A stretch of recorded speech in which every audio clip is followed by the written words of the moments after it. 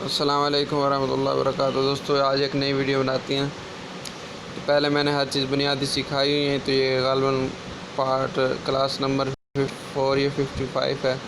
अगर आप शुरू से सीखना चाहते हैं तो पहले वाली क्लास से लें। सबसे पहले इस टेक्स्ट को ख़त्म कर लें। ख़त्म करने के बाद आपने क्या करना है, दायरे की शक्ल ले लेना है। रेडियस को 100% कर देना है और ओपेसिटी को 0 कर देना है और स्ट्रोक को 10 कर देना है।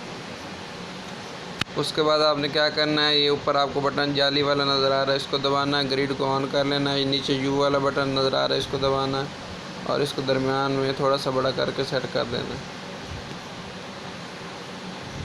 इतना करने के बाद आपने दोस्तों क्या करना है, एक दायरा और ले लेना है और इसका कलर आपने कौन सा रखना है, ब्लैक, और इसको सेट कर देना है दरमियान में इस तरह और यहाँ पे यूँ रख देना। उसके बाद एक और दायरे की शक्ल लेनी है, उसकी रेडियस को 50 रखना है और उसको यूँ छोटा कर लेना है और दरमियान में इसको इस तरह सेट कर लेना है। अगर आपको लगे कि ये दरमियान में नहीं है तो आप थोड़ा सा छोटा यानी कि नीचे भी कर सकते हैं। इस तरह करने के बाद दोस्तों आपने क्या करना है,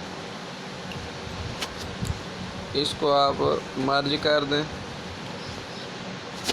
मर्ज करने के बाद दोस्तों आपने क्या करना है, यहाँ पे आपको इरेज कलर वाला बटन नज़र आ रहा है, कलर इरेज कर दें और इसकी स्मूथनेस एजेस जो नीचे है उसको 1 कर दें और टॉलरेंस 11 कर दें। इतना करने के बाद दोस्तों आपने क्या करना, ग्रिड को दोबारा ऑन कर दें, इसकी एक कॉपी लें और इसको ऊपर रख दें। ये करना ज़रूरी होता है वरना बाद में जब आप कलर तब्दील करेंगे तो कलर तब्दील नहीं होगा।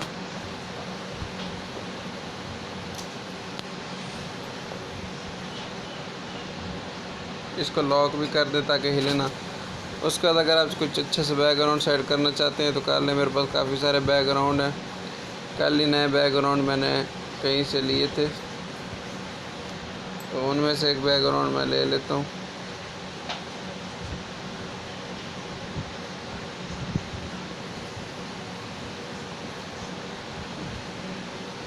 ये वाला बैग,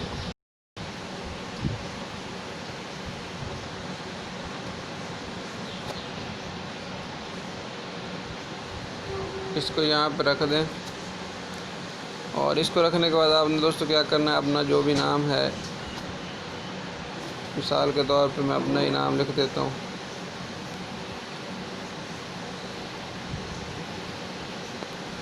सामा 7 लिख के, मेरे पास एक फ़ॉन्ट है क्रिंक का, पता नहीं क्या नाम है मुझे भूल गया, देख के आपको पढ़ के बता देता हूँ।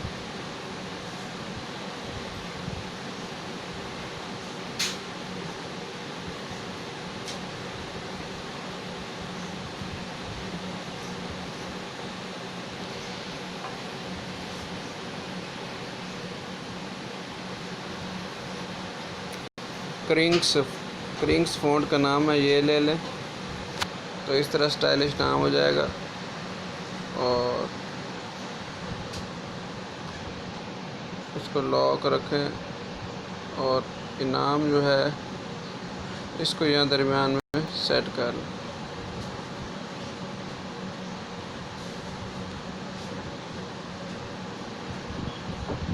इतना सेट करने के बाद नाम को लॉक कर दें और फ्रेम जो आपने बनाया है इसके टेक्सचर लगा लें। टेक्सचर मेरे पास एक मौजूद है, ये वाला, आप इसको लगा लें और जो नेम है इसको दरमियान में यूँ पे सेट कर लें। अब क्या करें, इन दोनों को मर्ज कर दें।